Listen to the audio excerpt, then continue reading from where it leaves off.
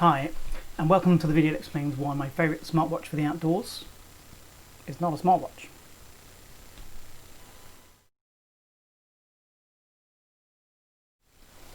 Hi, so today I'd like to talk to you about using smartwatches in the outdoors and why I've chosen this particular watch, the Suunto Core, as my favourite watch for the outdoor use. It's not a smartwatch in the true sense of the word. You can't install apps on it, it doesn't run its own operating system, but it has enough smart features really that you can consider it to be semi-smart. It's really useful outdoors. All the features it does have are extremely useful. This particular watch is one I bought in 2013. At the time they were about 225 UK pounds. Currently they're selling for about 150 to 160, so you can get them a little bit cheaper, and they're comparable to the price of a budget smartwatch. So what do you get for that money? You get a compass, extremely useful. You get an altimeter and barometer. They can also be very useful depending on the conditions.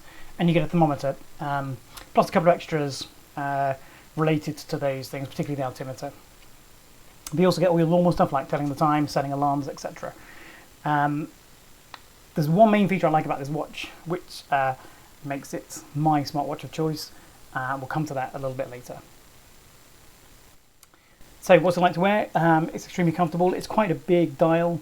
Some people won't like it if they've got a narrow wrist. I do have a narrow wrist, but it seems to fit me quite well. The band's snug. This particular one has lost its little captive bit to keep the strap in place, but I can easily replace that. And it did take 5 years for that to happen.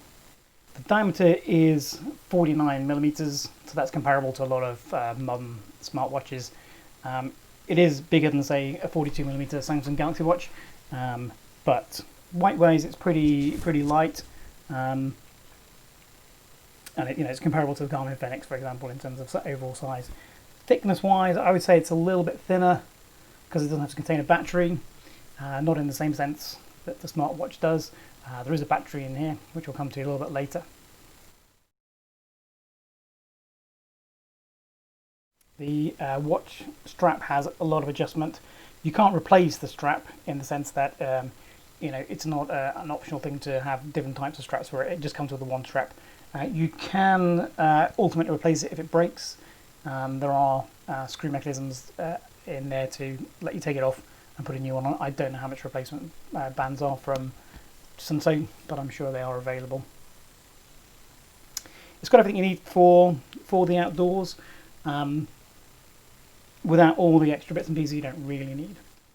The compass is pretty good. It's probably not quite good enough doing your micro navigation, but it certainly reads out in 1 degree increments, and it's pretty accurate actually. I've tested against other compasses and it seems pretty reasonable.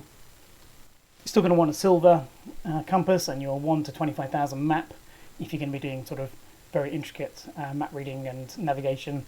But for general judging of distance, direction, I should say, it's very, very much adequate for that. It's really useful if you've come off a main trail and you're doing a side trail, for example, to a toilet stop. It's really good for just navigating your way straight back to the main trail and helping you decide which way to go when you get back. When somebody asks you, are we going in the right direction, you can either just look at your watch and just double check within a few seconds that you are indeed heading the way you think you're heading.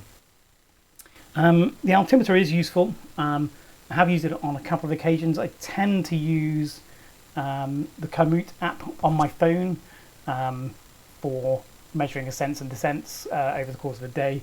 I find that that's just a little bit easier way of doing it. Plus I get the reports at the end of the trip. But it is an additional way of checking your altitude. If you're looking at a map and you're not sure which contour line you're nearest, then you can quickly check with your wrist and find out exactly where you are. It might help you decide which path you're on, for example. The barometer does include a storm warning. You may find that useful, but I'd be very reluctant to say it's an essential feature, particularly if you should be checking the weather before you head out on the hills. If you're not doing that, then that's something you need to be changing straight away. Do turn the storm warning off at night. It is quite loud. It's a bit annoying to be woken up when you're asleep, when you know the weather's going to be changing anyway. The other aspect of the barometer is that you can also use it to tell you your depth. So it will tell you how far underwater you are if you go underwater, if you're swimming. It's not adequate for scuba use. It only goes down to 10 meters, but that's good for for a seaside dip or if you're in a lake. But if you're underwater, you don't need a watch to tell you that. The temperature function is, I would say, not very useful. It mostly just measures the temperature of your watch, not the ambient temperature. I've seen people strap their watches to their chest strap on their backpack, and that would probably give you a more accurate reading of the temperature. And it is useful to know what temperature has been during the night, for example. So it's not a useless feature, but don't rely on the temperature when it's being worn on your wrist. Two of the features I particularly like about this watch are the alarm and the sunset sunrise settings. So the alarm is just the same as any other watch alarm. It's a single use. You can only set it for one time a day, but it's useful for getting you up for those flights or heading out on the trail early if you need to. The sunrise and sunset feature is really useful.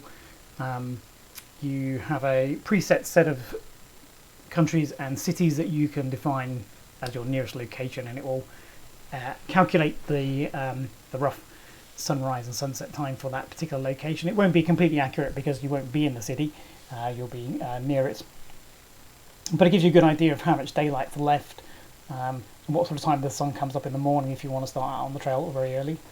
It's always much easier to set up your camp when it's still daylight, so if it's getting dark, you're not sure exactly what time it's supposed to be, the sun's supposed to be going down. It's a really useful feature to have just so you can set up camp before it gets too dark. In terms of locations, there's a reasonable amount. I'm based in Bristol. Bristol isn't on the list of cities, but Manchester and London are, so you can use those as a rough estimate for your daylight times. So at the beginning of the video, I said I'd let you know what I thought the killer feature was of this particular watch and why I don't use any other watch when I'm out on the trail. And it's a really simple one, and it's the battery life. The battery life on this watch is amazing. This particular watch I've had since 2013, as I said. I think I've changed the battery 3 times in that time, and you're never going to get more than 3 or 4 days out of a true smartwatch with the current technology. Because of that, you can put it on, you can grab it out of the drawer, put it on, go for a weekend away or a longer hike, and know that it's going to be working. When the battery warning does come on, it gives you, it's still got a few days at least of useful life in it. Using things like the compass a lot will shorten the battery life, but even so, you're still talking months rather than days or hours compared to a modern smartwatch. So what don't I like about this particular watch? Not much is the short answer. Price-wise, I think it's reasonable. It'd be nice if it's a little bit cheaper, but it's reasonable for what you get. It's very robust, very well made, and as I said, very good battery life. And the features that you do have are adequate. They're the ones you actually need. The display is a little bit hard to read in some lights. The contrast is sometimes poor. I've never been able to not read the display. The big digits in the middle are pretty reasonable. The smaller stuff at the bottom, for example, the sunset and the sunrise times, are tricky to read because they are small. If I take my glasses off, I cannot read those, but I can still read the central main digits, which is probably the most important thing. In summary, I'm glad I bought this.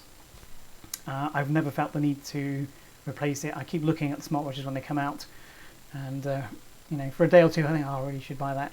And then I just get my Suunto out, and it's still working. It's been in the drawer for a couple of weeks, and I still put it on, and it works perfectly well. No hassle, reliable, and quite good value for money. So there you have it, the Suunto Core, my favourite smartwatch for the outdoors. If you like the video, don't forget to press the like button and subscribe if you want to.